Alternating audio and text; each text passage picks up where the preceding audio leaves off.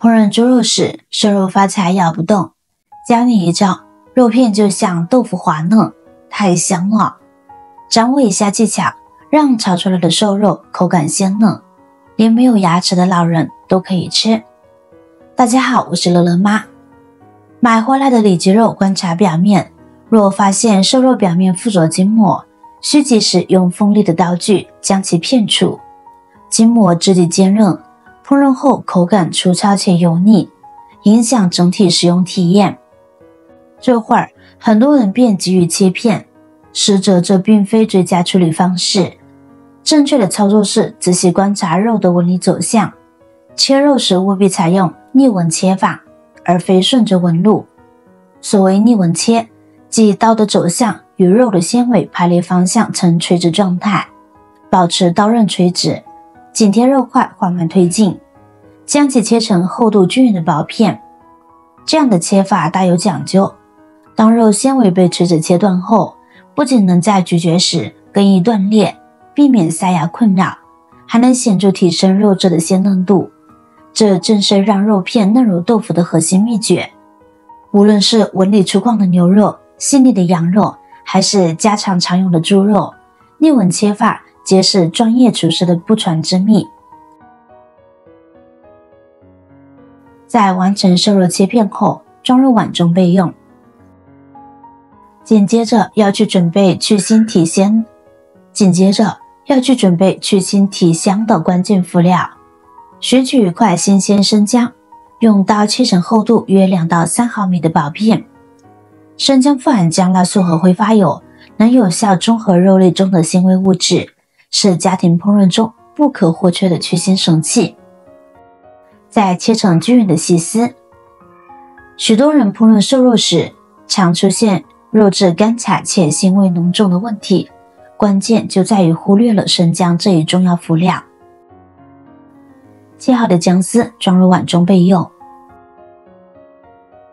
跟着再取一节葱白，斜刀切成粗细均匀的葱片，与姜片一同放入碗中。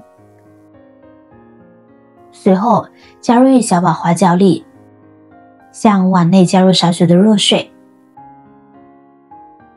待热水不烫手后，用手轻轻揉捏抓拌葱姜，使葱姜组织细胞破裂，充分释放出其中的挥发性芳香物质。葱含有的硫化物与生姜协同作用，二者堪称去腥黄金搭档。搭配花椒，能全方位抑制肉腥味，赋予食材清新香气。抓拌完成后，将静置好的葱姜水缓缓倒入滤网中，过滤出所有的杂质。此时我们就得到了清澈的葱姜水了。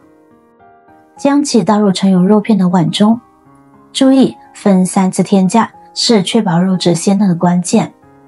每次倒入葱姜水后，都需要用手轻柔而有力地抓拌肉片。抓拌时，手掌沿着碗壁呈顺时针方向旋转，同时将肉片抓起，摔打在碗中。这样的操作能促使肉片纤维充分舒展，如同海绵般充分吸收葱姜汁，让水分渗透进每一丝肌里，从根本上改善肉质的口感，使其变得更加的鲜嫩多汁。需要注意的是，加水过程务必把控好用量，少量多次的添加葱姜水，既能避免肉片因过度吸水而软烂，又能防止因水分不足导致肉质干柴。每次加水时，只需要倒入1汤勺的量，以刚好能湿润肉片为宜。当第3次葱姜水完全被肉片吸收后，此时的肉片表面泛着水润光泽，状态饱满丰盈。紧接着向碗中撒入适量淀粉，用筷子或手轻轻搅拌，让每一片肉片都均匀地裹上一层薄薄的淀粉膜。这层淀粉如同天然的保护膜，能有效锁住肉片吸收的水分，使其在后续烹饪过程中不流失，从而维持肉质的软嫩口感。包浆完成后，再往碗中滴入几滴香油，或者选择玉米油等味道清淡的食用油。顺着同一方向抓拌肉片，让油脂在肉片表面形成一层油膜，这层油膜能进一步阻隔水分蒸发，同时避免外界空气氧化肉质，为肉片增添额外的滋润感。尽量避免使用气味浓郁的花生油、菜籽油等，以免掩盖肉片本身的鲜香。抓拌至肉片吸收后，将处理好的肉片静置一旁，腌制15分钟。在这段时间里，葱姜水的香气、淀粉的锁水效果以及油脂的封闭作用相互配合，使肉片充分吸收调料滋味。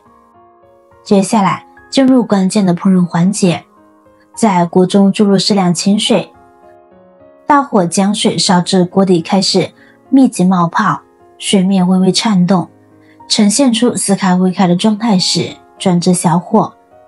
此时水温稳定在80到90度之间，既能避免沸水冲击使肉片破碎，又能确保肉质均匀受热。取腌制好的肉片，将其一片片放入锅中，随着肉片入锅，蛋白开始凝固，肉色逐渐由红转白。待水面完全沸腾后，迅速用汤勺撇去表面浮起的血沫和杂质，这些浮沫不仅影响菜品观感，还会带来腥涩口感，需及时清理干净。撇沫完成后，该用筷子从锅边轻柔搅动，让肉片在水中缓慢翻转，确保每一片都均匀受热。